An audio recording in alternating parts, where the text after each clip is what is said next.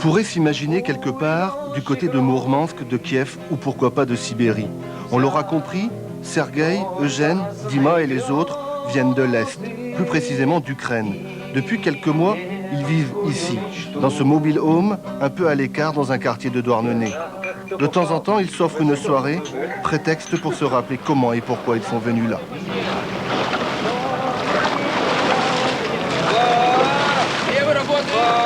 Retour en arrière, nous sommes au mois de juillet de l'année dernière. Toute la flottille de Brest 92, tous les bateaux traditionnels ont maintenant rejoint Douarnenez. Parmi eux, Ivlia, cette galère de 40 rameurs partie d'Odessa sur les bords de la mer Noire il y a déjà plusieurs dizaines de mois. Dans le port-rue, le nouveau port aménagé pour accueillir tous ces bateaux, c'est l'Ovation. Hommage aux galériens, vedettes de la grande fête de la voile traditionnelle. 8 mois plus tard, les bateaux de la fête sont partis. Il reste ceux du port-musée et Ivlia, la galère, a passé l'hiver à Douarnenez. Eugène, Pavel, Siva, des 40 rameurs de cet été, il en reste aujourd'hui 8. Ceux-là ont choisi de garder la galère car le voyage ne s'est pas arrêté ici, avec Brest 92. Avec les beaux jours, ils veulent repartir et le reste de l'équipage, rentré provisoirement à Odessa, doit les rejoindre ici en France. Depuis le début de leur histoire, les hommes de la galère ont appris à se relayer autour du navire. L'année dernière, ils ont hiverné en Sicile, l'année d'avant en Grèce, cet hiver à Douarnenez, accueillis à bras ouverts par le port-musée, vivant de briques et de brocs. Les grands débordés, ici. Le grand bordel, Oleg veut parler du bateau et des travaux, car pour le reste, tout semble aller pour le mieux. Eh bien, on vit normalement. On essaie de préparer la suite, l'expédition de l'année suivante. Non, on n'a pas vraiment de problème particulier.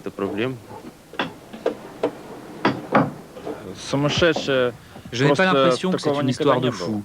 Si les gens le pensent, c'est qu'il n'y a jamais eu d'histoire comme la nôtre. C'est normal, les gens sont toujours sceptiques face à la nouveauté. Une ancienne salle de classe en préfabriqué pour dormir, un mobile home pour prendre les repas. Il a bien fallu trouver un endroit pour héberger les Ukrainiens. Sans un centime ou presque, il a bien fallu aussi qu'ils se débrouillent pour manger tous les jours et les restaurants du cœur de Douarnenez ont découvert avec eux des clients inattendus.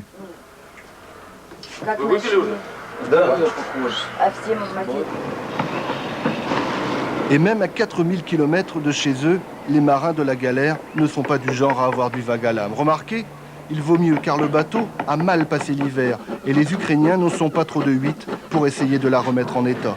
Il y a du boulot et heureusement du matériel et de l'aide doivent arriver bientôt d'Odessa car il n'est pas question de laisser tomber le bateau. Maintenant, pour moi, c'est devenu comme mon travail. Tant qu'il y aura cette galère, tant qu'il y aura ce navire, je serai à bord pour poursuivre cette expédition. Maintenant, je suis lié à ce bateau. Je ne peux pas m'en séparer. J'ai passé beaucoup de temps à bord.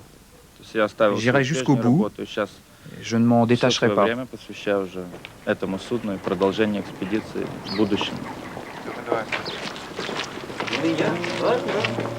Depuis quelques semaines, depuis quelques mois déjà, ils ont appris à rester seuls. Pas abandonnés, mais vivant discrètement, un peu coupés du monde, pas très loin de la mer, mais pas vraiment sur l'eau non plus.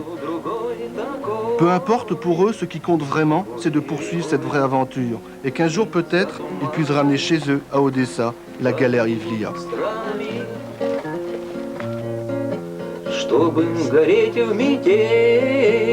Чтобы стелить постель, чтобы качать всю ночь у колыбели.